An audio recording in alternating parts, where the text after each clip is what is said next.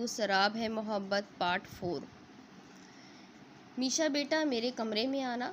नजमा बेगम ने मीशा को आवाज़ दी, जो लैपटॉप खोले काम में मसरूफ़ थी। काम छोड़कर अम्मी के कमरे में आ गई।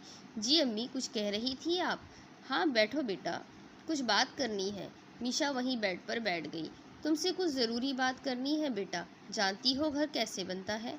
मीशा, जो अम्मी के बोलने की मुंतज़र थी, उनकी बात पर सर झुका गई। बेटा, घर बनाने के लिए सालों दरकार होते हैं। इसमें मोहब्बत, खुलूस, वफ़ा, तवज्जो चाहिए होती है। एक दूसरे की बातों को नज़रअंदाज करना पड़ता है।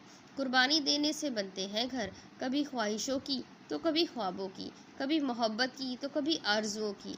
बेटा, हमेशा याद रखना, कोई तुम्हारे नसीब से ज़्यादा ना तुम्हें दे सकता है और ना ही कोई नसीब का लिखा छीन सकता है।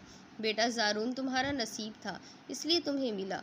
तुम इस बात को जितनी जल्दी कबूल कर लोगी उतना सुखी रहोगी।